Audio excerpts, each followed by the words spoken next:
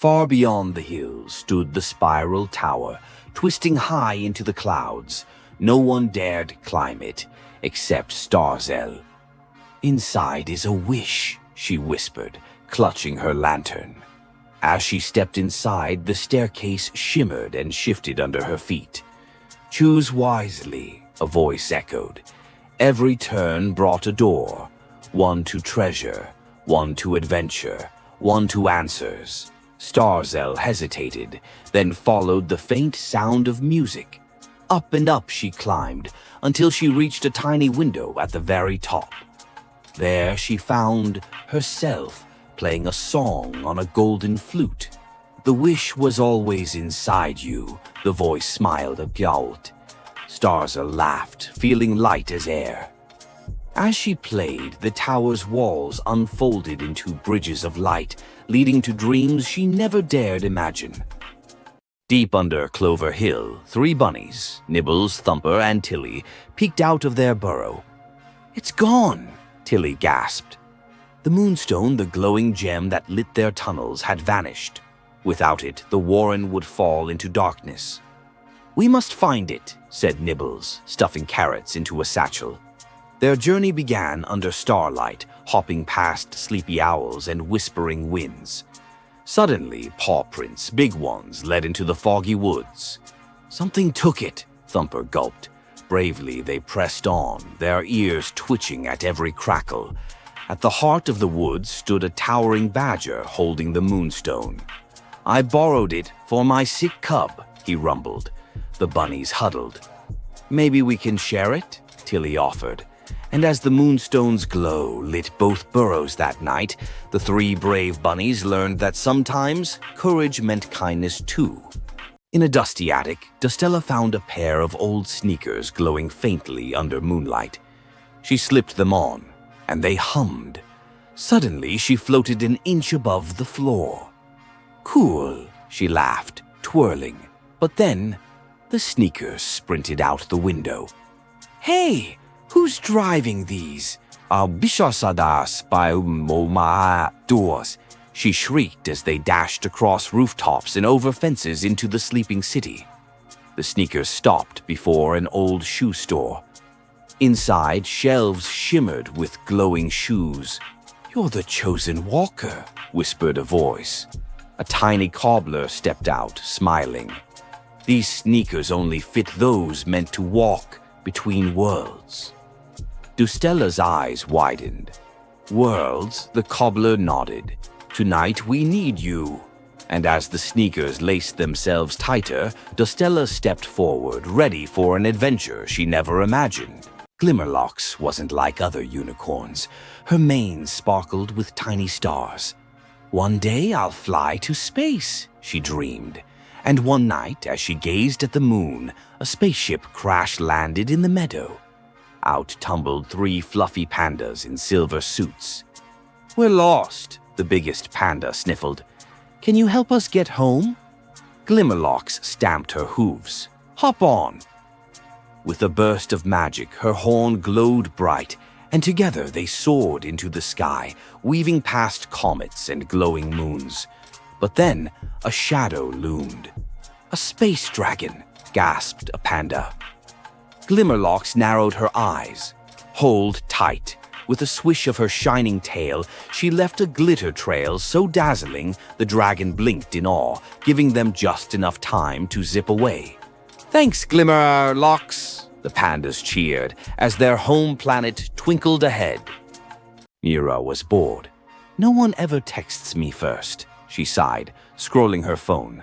Suddenly, a new message blinked in. "Hello, human, this is Dragon." Mira laughed. "Very funny." But the next message read, "I need your help." Curious, she replied, "Help with what?" A map appeared on her screen leading to the old quarry. That's weird, Mira thought, but she grabbed her bike and rode off. At the quarry's center stood a dragon, scales shimmering like phone screens. "You really came," he smiled.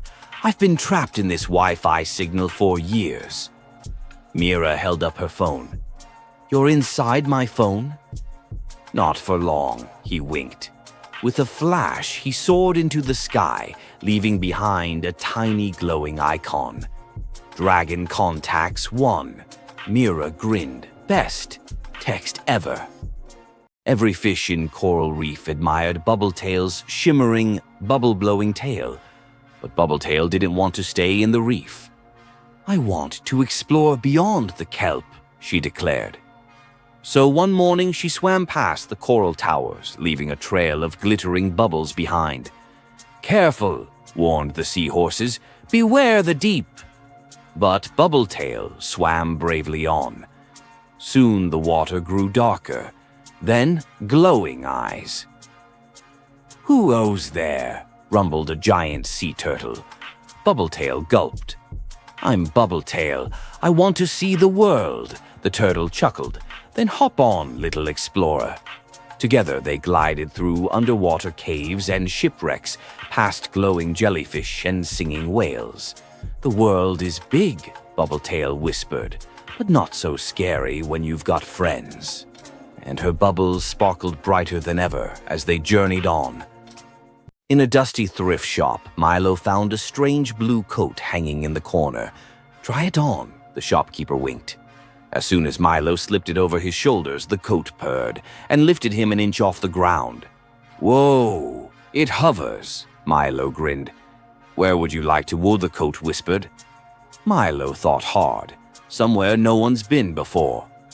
With a flutter, the coat soared out the door, over streets, past clouds, higher and higher. They zipped through rainbow storms and cotton candy skies until they reached a floating island with doors hanging in midair. "Choose a door," the coat said softly. Milo reached for a shimmering silver one. But suddenly all the doors began to glow. "Each leads to a different adventure," the coat whispered. "But you can only pick one tonight." Shelly the snail longed for speed. Every day she watched Skitter, the jetpack squirrel, zoom across the park. "Oh, to fly," she sighed. "Why so glum, Slowpoke?" Skitter grinned, zipping by. "I wish I could go fast," Shelly said. "Hop on," he said. "But I'm a snail." "Perfect!" Skitter strapped her on, and whoosh, they soared over trees and puddles. "Whee!" Shelly cheered. Suddenly, jammed controls, spiraling down, Skitter panicked. Shelly stretched out, splat, and caught a lily pad, gliding them safely down. "Whoa, Bim," Skitter said. "You saved us." Shelly smiled. "Slow and Steady's got moves too." In the heart of Willow Jungle, fierce Roarclaw the tiger prowled, feared by all. But one day something tiny landed on his nose, a bumblebee. "Shoo!" he growled, crossing his eyes to see it. But the bee didn't buzz away. "I'm Buzzleen," it said, wings shimmering. "And you, sir, need my help." Roarclaw scoffed. "I'm the king of this jungle." But Buzzleen buzzed closer. "A storm's coming, a flood, and only I know the way to higher ground." Thunder rumbled in the distance. Roarclaw hesitated, then nodded. "Lead me." And so the mighty tiger followed the tiniest guide, weaving through secret tunnels and hidden paths as the skies darkened. Behind them, water rushed. Ahead, hope glimmered. "Why are you helping me?" Roarclaw finally asked. Buzzleen smiled. "Because even the strongest need a friend." Every morning, Lila tended her tiny garden on the castle wall.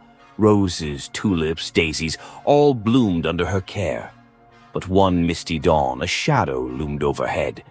A dragon. "Please don't eat my flowers," Lila begged. But the dragon sighed. "I don't want flowers. I need help." He opened a claw, revealing a wilted golden seed.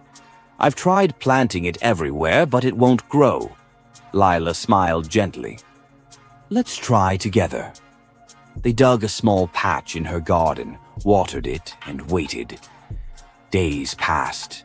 Then, sprout!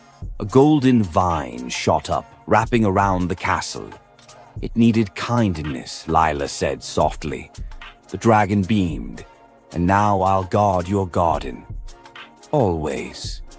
From then on, the dragon's wings shaded the flowers, and every visitor left with a golden bloom.